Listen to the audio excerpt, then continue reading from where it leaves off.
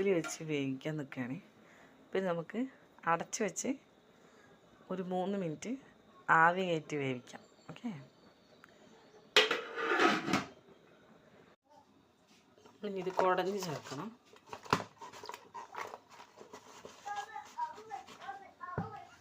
ഇനി നമ്മളിതിൽ 1 ഗ്ലാസ് വെള്ളം ചേർത്തിട്ടുണ്ട് കേട്ടോ. ഈ 1 ഗ്ലാസ് വെള്ളം, പിന്നെ ഈ പച്ചക്കറി വേകുമ്പോൾ അതിൽ നിന്ന് വരുന്ന വെള്ളം, അത് ഡ്രൈ ആയി കഴിയുമ്പോഴാണ് നമ്മൾ കുറച്ച് പുളി ചേർക്കണേ. കഷ്ണം എത്ര ഉണ്ടോ അതിനനുസരിച്ച് ചേർക്കാം കേട്ടോ.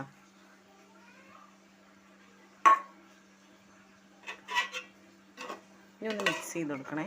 ശരിക്കും കുടഞ്ഞിട്ട് വേണം കേട്ടോ മിക്സ് ചെയ്യാനായിട്ട്.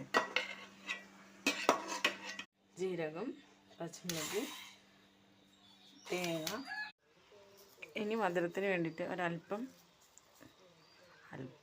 പഞ്ചസാര, 1 ടീസ്പൂൺ പഞ്ചസാര വേണം.